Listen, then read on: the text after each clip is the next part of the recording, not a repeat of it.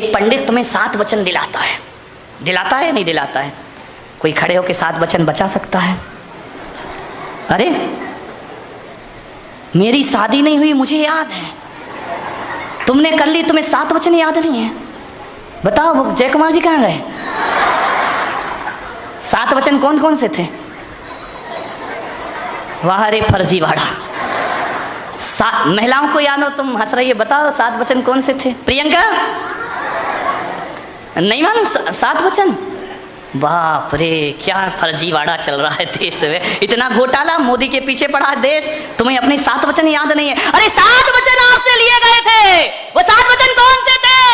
मैंने वहां पूछा मुंबई में कि वो 7 वचन बताओ, तो एक आदमी बोला महाराज मैं बताऊं। मैंने कहा बताओ। तो मैंने कहा बोले कौन कौन से 7 वचन थे? बोले ना तो मुझे मालूम ना मेरी बीवी को मालूम है। तो मैंने कहा मंडप में क्या हो रही था? बोले पंडित बोल रही था, हम सो रही था। बेचारा हम तो रो रही था। पंडित वचन ध्यान रख, तुम्हें 7 वचन याद नहीं है, ध्यान रख। ऐसे वचन रहेंगे तो कौन याद रखेगा? मैंने 7 वचन बदल दिए हैं। अब जब भी तुम्हारे बच्चों की शादी हो तो 7 वचन बदल देना। 7 नहीं बताऊंगा, टाइम पूरे हो रहे हैं। एक ही कहूंगा, जब भी शादी हो तो दोनों पति पत्नी का फर्ज है कि हम गृहस्थ जीवन में प्रवेश कर रहे हैं, संसारिक जीवन में जा रहे हैं। 7 वचन में मेरा एक वचन ये जोड़ना कि जब दोनों मंडप के नीचे बैठे हों तो दोनों एक संकल्प करें कि ठीक है, आज से हम संसार के जीवन में प्रवेश कर रहे हैं, खुशहाल जीवन जीना है। तो एक वचन में लेता हूं कि देख, जब तू आग बने तो मैं पानी बन जाऊंगा, और जब मैं आग बनूं तो तू पानी बन जाना। जिंदगी आराम से गुजर जाएगी। पति आग बने तो पत्नी पानी बन जाए, और पत्नी आग बने तो कौन बोला पति पेट्रोल बन के तैयार हो जाया करता है? पेट्रोल नहीं बनना, जिंदगी नहीं चलेगी, बर्बाद हो जाएगी। पानी बन जाओ। पुरुषों से मेरा ये बेचारी आई हैं, रात दिन मेहनत करती हैं, अपना पीहर छोड़ के आई हैं, परिवार छोड़कर आई हैं, आपकी सेवा कर रही हैं, ये आपको भी संभालती हैं, बच्चों को भी संभालती हैं, समाज को भी, घर सब संभालती हैं। आप करते क्या करते तुम लोग? घर में खाए पिए, कपड़े बदले, ऑफिस गए, लौट के आए, नोट पटके सो गए। कितनी मेहनत ये पत्नियां करती हैं। विचार करिए, ये महिलाएं ना हो तो तुम्हारा घर नरक में परिवर्तित हो जाएगा। ध्यान रखिए, बिन घर नी घर भूत का। अच्छे से बजा लो भाई, ऐसे क्यों शर्मा रही है?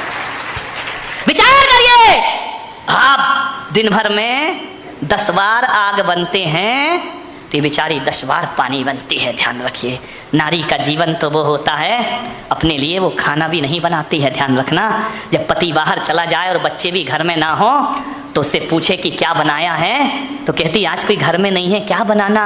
अचार रोटी खा लेती है और पूरा दिन गुजार दिया करती है। इसका मतलब ये होता है कि खाना भी अपने लिए नहीं बल्कि तुम्हारे लिए बनाया करती है।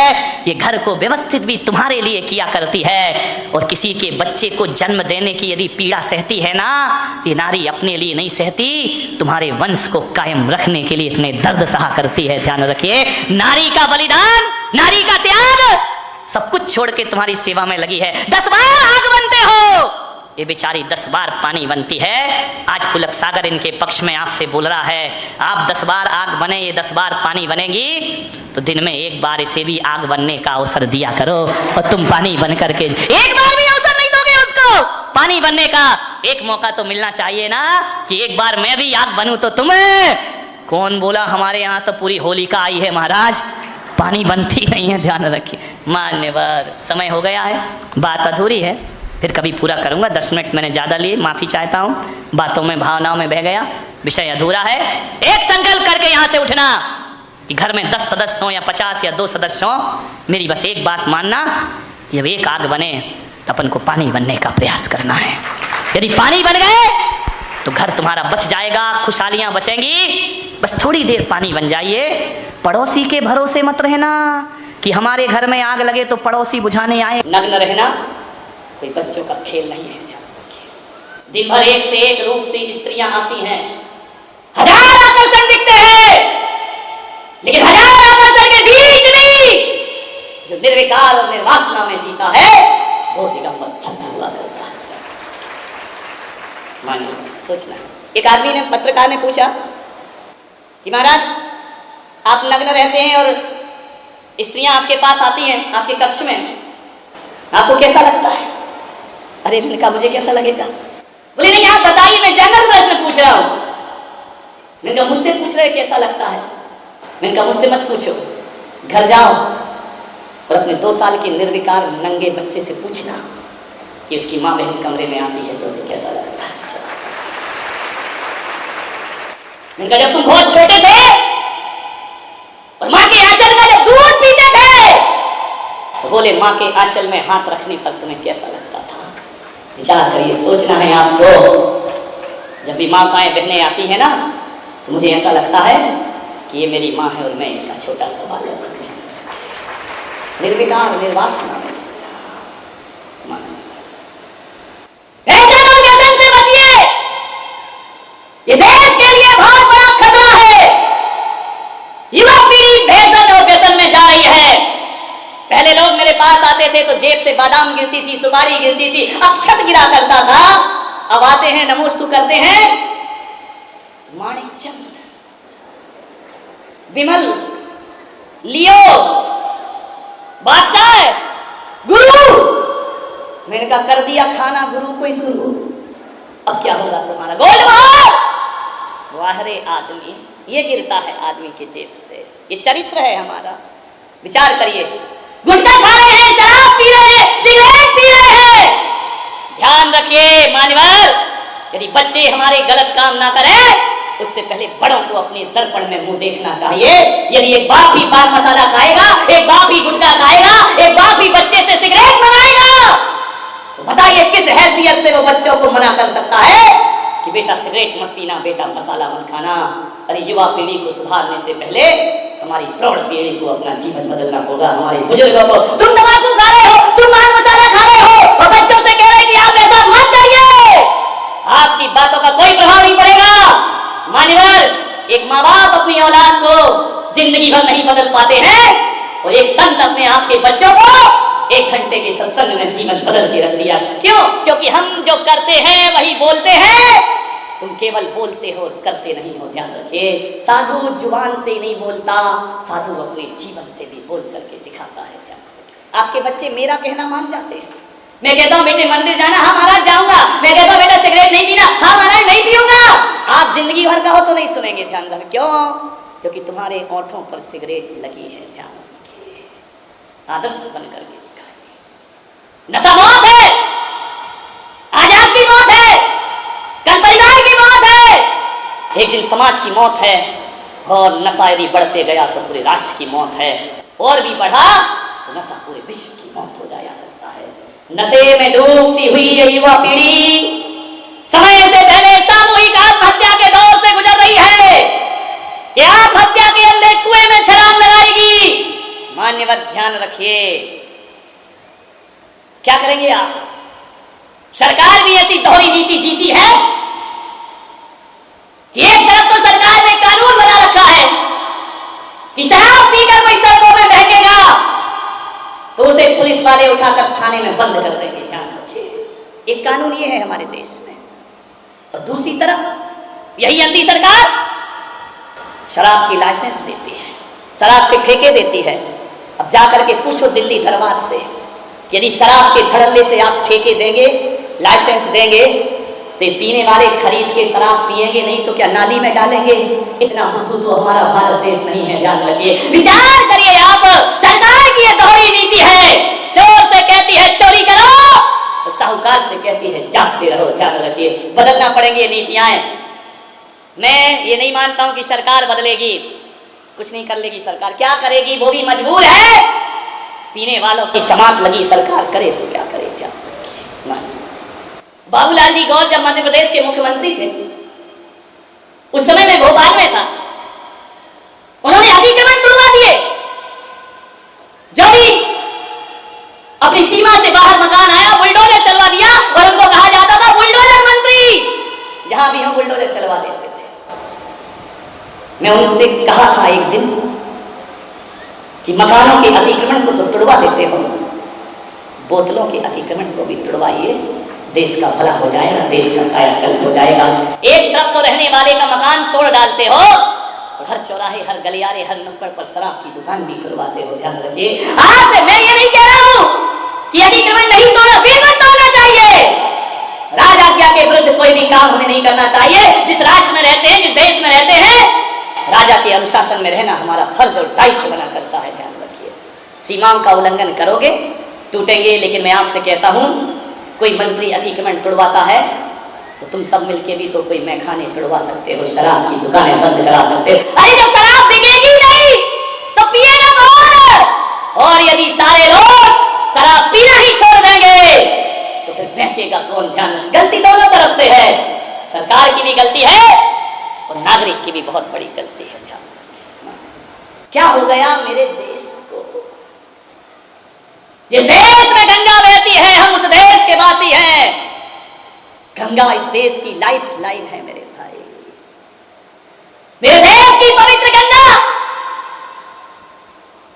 ऐसा देश है हमारा कि जहां मैदानों में गंगा बहा करती है और मंदिरों में गंधोदक रखा करते हैं, जिसे हम माथे में लगाकर जीवन को धन्य किया करते हैं। मानवर, जिस देश में गंगा बह रही हो वहां शराब की नदियां बहें, शर्म की बात हुआ करती है।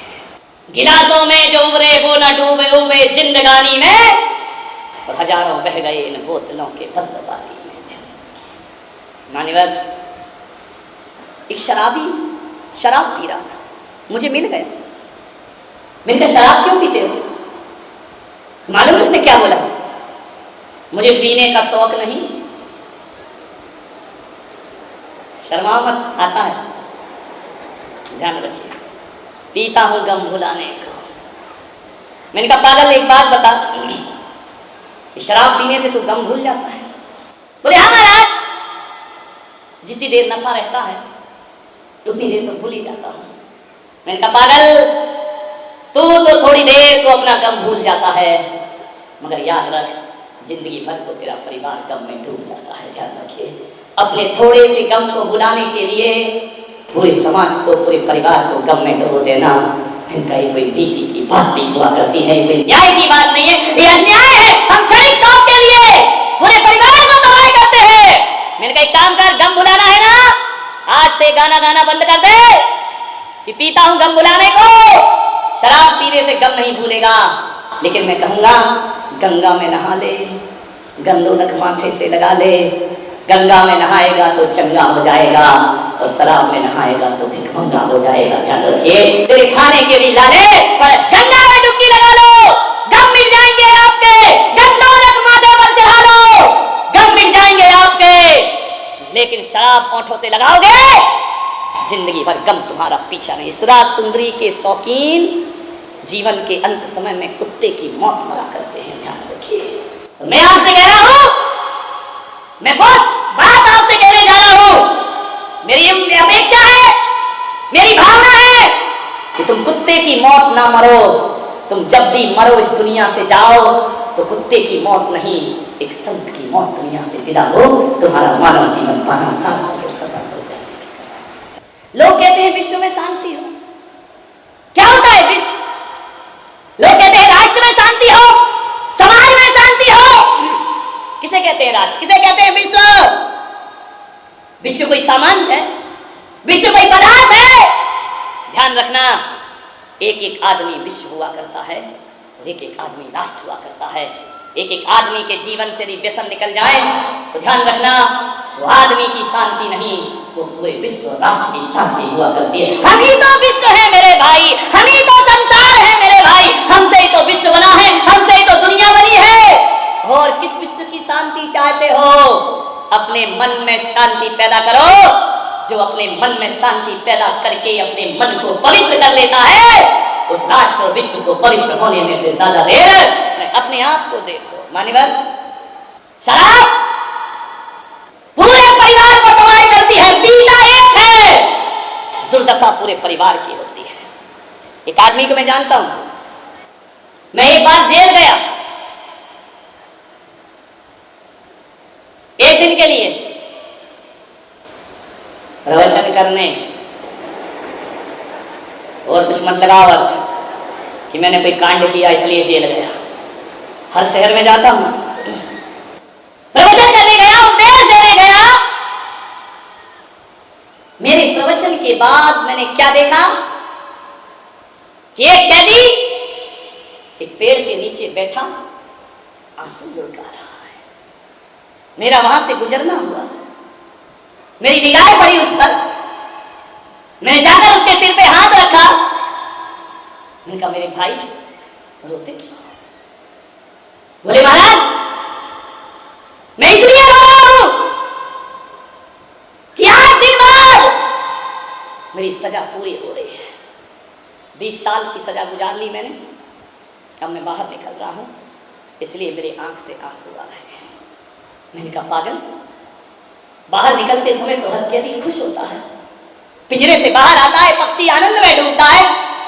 उसने मेरे पैर पकड़े, आंसुओं से पैर धो दिए कि महाराज चाहे कुछ भी करो, जेलर साहब से बोलकर मेरी सजा माफ मत करवाओ, मेरी सजा पूरी मत करवाओ। जितने दिन भी मैं जीना चाहता हूं इसी जेल के भीतर जीना चाहता हूं। मैंने कहा अजीब आदमी है। अधीक्षक साहब मेरे साथ चल रहे थे। मैंने कहा कैसा अजीब कैदी है, ये कहता है मुझे बाहर नहीं जाना है, मुझे यही रहना है, और मेरी सजा पूरे होते ही जेलर साहब मुझे जेल से बाहर कर देंगे। मैं बाहर नहीं जाना चाहता महाराज। मैंने कहा वजह क्या है? जेलर ने कहा कि वो टूटा हुआ आदमी है महाराज, ये बाहर की दुनिया में प्रवेश नहीं करना चाहता है। मैंने उसके जख्मों पर मरहम लगाने का प्रयास किया। मैंने कहा बता भाई तुझे क्या तकलीफ है, एक बात तो बता दे, क्या वजह थी जो तू इस जेल के भीतर अपनी जिंदगी गुजार रहा है? ये 20 साल गुजार दिए तूने। बोले महाराज मेरा भी एक परिवार था, एक बहुत अच्छी पत्नी थी, मेरे बच्चे थे, लेकिन महाराज ऐसे लोगों की संगति में मैं पड़ गया कि ऐसे चंद लोगों ने मेरा पूरा परिवार तहस नहस कर दिया। ऐसे लोग इस समाज में हैं जो मुझे गलत राह पर ले गए। मैं कभी शराब नहीं पीता था, उन्होंने मुझे शराब पीना सिखा दी। महाराज ऐसी लत लगी, ऐसी लत लगी कि जैसे जैसे मैं शराब के घूंट पीता वैसे वैसे मेरी पत्नी आंखों से आंसू की धारा बहाती, मेरे बच्चे रोते, मेरे माँ बाप का सिर शर्मिंदगी से झुक जाता कि तू ये क्या करने लगा इतना अच्छा हमारा लड़का। रोज रोती मेरी पत्नी, और धीरे धीरे पत्नी मजबूर करी, अब वो आंसू नहीं बहाती, अब मुझसे संघर्ष करती, मुझसे विरोध करती। 1 साल हुआ, 2 साल हुआ, आए दिन झगड़ा होता, घर में कलह होती। पत्नी ने कहा मैं सुसाइड कर लूंगी, लेकिन तुम शराबी के साथ अपनी जिंदगी नहीं गुजार सकती मैं। लेकिन जब जब मेरी पत्नी ने आत्महत्या की और कदम बढ़ाया, मेरे 2 छोटे छोटे बच्चों को देखकर वो लाचार रुक जाती थी कि बाप शराब पीता है और मैं भी ना रहूंगी, क्या होगा इस औलाद का। बड़ी मजबूर है ये नारी, अबला तेरी यही कहानी, आंचल में है दूध और आंखों में पानी, अबला तेरी यही कहानी। बहुत परेशान हो गई मेरी पत्नी। मेरी पत्नी ने कहा कि देखो तुम्हें शराब पीना है तो बाहर जाकर पी लो, घर के अंदर शराब मत लाओ, बच्चों पर क्या असर पड़ेगा, ये बच्चे क्या सीखेंगे। मैंने कहना ना माना। पत्नी ने कहा मैं चली इस घर से, और मैंने गुस्से में उसे धक्के मार के घर से निकाल दिया कि जा आज के बाद तो इस घर में आने की कोई जरूरत नहीं है। वह कपड़े रखकर चली गई थी घर में। मैंने अपने यार दोस्तों को फोन लगाया, यह पत्नी गई, आओ महफिल जमेगी, पैमाना छलकेंगे जाम पर जाम। घर में मैं शराब पीने लगा। महाराज मैं अपने दोस्तों के साथ कमरा बंद करके शराब पी रहा था, बाहर से दरवाजा खटखटाने की आवाज आई। मैंने कहा कौन है? जवाब नहीं मिला, दरवाजे खटखटाती रही। दरवाजा खोला तो पत्नी खड़ी थी। मैंने कहा तू तो चली गई थी ना? बोले मैं गई नहीं थी, मैं यही देख रही थी कि मेरे जाने के बाद तुम घर की क्या दशा करते हो। जिस घर को मैं मंदिर मान करके पूछती हूँ, जो घर मेरे अरमानों का सपना है, जो घर मेरे जीवन का सबसे बड़ा पवित्र स्थान है, सच कहती हूँ मैंने इस घर को मंदिर से ज्यादा पवित्र बनाने का प्रयास किया है। मैंने महाराज के प्रवचन सुने थे, उन्होंने कहा था कि मंदिर को ही पवित्र मत रखो, अपने घर को भी पवित्र रखिए। उसी दिन से मैंने इस घर को पवित्र बनाया है। लेकिन आज तुमने सब यार दोस्तों को बुलाकर शराब पीकर मेरी पवित्रता को दाग कर दिया है। पति ने कहा चल भाग यहां से, आई क्या तू यहां लौट कर। पत्नी को क्रोध आया, अंदर गई, जाकर के मेरी पत्नी ने मेरे दोस्तों की बेइज्जती की। कि किसी का घर उजाड़ते तुम्हें शर्म नहीं आती है? किसी की पत्नी के ना रहते हुए उसके घरों में ऐसे काम करते हो? निकल जाओ इस घर से बाहर, ये घर मेरा है, मैं इसे संभालती हूँ, इसी वक्त इस घर से निकल जाइए। और मेरे दोस्तों का अपमान क्या हुआ, मैं ऑफिस से बाहर ना रहा और मैंने एक राड उठाकर लोहे की पत्नी के सिर पर दे मारी। पत्नी चीखी, बेहोश हुई, खून की धार लगी और मेरे सामने देखते देखते मेरी पत्नी ने प्राणों का त्याग कर दिया। महाराज, एक शराब ने मेरा जीवन बर्बाद कर दिया, एक शराब ने मेरे घर को नाश कर दिया। मेरे बच्चे चीखते रहे, बिलखते रहे, क्रोध में मुझे नशे में कुछ ना दिखा, मेरे बच्चों को उठा के फेंक दिया। पत्नी का संस्कार हुआ, पुलिस आई और हथकड़ी डालकर मुझे ले गई। हत्या के आरोप में बच्चों को अनाथ आश्रम में डाल दिया गया। सोचिए मान्यवर, एक बोतल का थोड़ा सा शौक एक नशे ने कैसा हंसता खेलता घर उजाड़ के रख दिया। तो मैंने कहा अब तुम बच्चे बड़े हो गए होंगे, 20 साल के, कभी मिलने आते हैं? वो एक बार भी मिलने नहीं आए मुझसे। अब तो थोड़ा काम करने लगे हैं, नौकरी करने लगे हैं। मैंने उन बच्चों को एक संदेश भेजा कि मेरे बच्चों, मुझे माफ करो, मेरी सजा पूर्ण हो गई, अब मैं अपना जीवन सुधार कर तुम्हारे पास आ रहा हूं। दुख तो इस बात का है महाराज कि जिसके हाथ संदेश भेजा उसके हाथ बच्चों ने कहलवाया कि हम ऐसे बाप के बेटे कहलाना नहीं चाहते हैं जिसने हमारी मां की हत्या अपने हाथों से की है। जाओ हमारे बाप से कहना कि हम बिना बाप के औलाद रहेंगे, हम अपनी दम पर अच्छे बने हैं, हम हत्यारे बाप की औलाद कहलाना पसंद नहीं करते हैं। और कह देना कि हम तुम्हें देखना भी पसंद नहीं करते हैं, आपको कोई जरूरत नहीं है हमारे घर में पैर रखने की। ऐसे कुल खाती बाप का हम करेंगे क्या? और जब बाप की जरूरत थी तब बाप जेल चला गया, और जब 20 साल के हो गए तभी बाप को याद आया कि मेरी औलाद है। अरे ऐसे निकम्मे बापों से हमें कोई मतलब नहीं है, ध्यान रखिए मान्यवर। यदि आप शराब पीते हैं, नशा करते हैं, तो घटना आपके घर कभी भी घट सकती है, ध्यान रखिए। इसे एक कोरी किस्से कहानी मत समझो। उसने कहा महाराज अब मैं बाहर निकल के क्या करूंगा, 20 साल से निकम्मा बैठा हूं। औलाद ने कहा हम तुम्हारा मुंह भी देखना पसंद नहीं करेंगे, एक कृपा करा दो महाराज, मेरी सजा बढ़वा दो। और सजा नहीं बढ़ती है, अब तो जीने की तमन्ना ही खत्म हो गई है। बाहर जाके करूंगा क्या, किसके घर जाऊंगा, कौन मुझे इज्जत देगा, कौन इस हत्यारे को अपने घर में रखेगा? मुझे फांसी की सजा दिलवा दो महाराज, मैं जीना नहीं चाहता। मान्यवर, एक नशा जीवन को किस तरह से बर्बाद करता है। अरे हम तो साधारण लोग हैं, यदि व्यसन की लत पांडवों को भी लग जाती है तो द्रौपदी भी दांव पर हाथ दी जाती है, ध्यान रखना। मान्यवर, इतना बुरा होता है नशा व्यसन कि कोई द्वारिका में यदि यादव लोग शराब पी लेते हैं तो दीपायन मुनि के द्वारा पूरी द्वारिका भस्म कर दी जाती है, ध्यान रखिए। मान्यवर, नशे से बचने का प्रयास करो। कि समुद्र मंथन में जिन जिन ने अमृत पिया वो देव कहलाते हैं, और जो जहर पीता है वो महादेव कहलाया करते हैं। सारी दुनिया उन्हें महादेव करके पूजा करती है। महादेव किसे कहा है? शिव जी के अलावा जहां तक मैं सोचता हूं कोई भी महादेव नहीं है इस दुनिया के लिए जो जहर पी जाता है। मान्यवर, महादेव बनने के लिए बहुत जहर के घूंट पीना पड़ेंगे, लेकिन मैं आपसे कहता हूं कि जहर के घूंट पीना पड़े तो पी लेना, लेकिन नशे का घूंट पीना पड़े तो जिंदगी में उसमें कभी हाथ मत लगाना। ये शराब, ये व्यसन, बालिकाओं की जिंदगी बर्बाद हो रही है फैशन के कारण, युवा की जिंदगी बर्बाद हो रही है व्यसन के कारण, ध्यान रखिए। ये फैशन और व्यसन दुनिया के बहुत बड़े अपराधों को जन्म देने के तरीके हैं। खुलेआम लड़कियों के साथ बलात्कार होता है तो मुझे माफ करना, इसमें लड़कियों की भी कुछ गलती हुआ करती है। वह भी अपने शरीर को आधा मीटर कपड़े से पूरा शरीर ढक लिया करती हैं। आप विचार करिए, मर्यादाएं नहीं रह गई हैं, ऐसे वस्त्र पहनती हैं। विचार करिए आप, पहले वस्त्र पहने जाते थे तन को ढकने के लिए, अब वस्त्र पहने जाते हैं तन को दिखाने के लिए।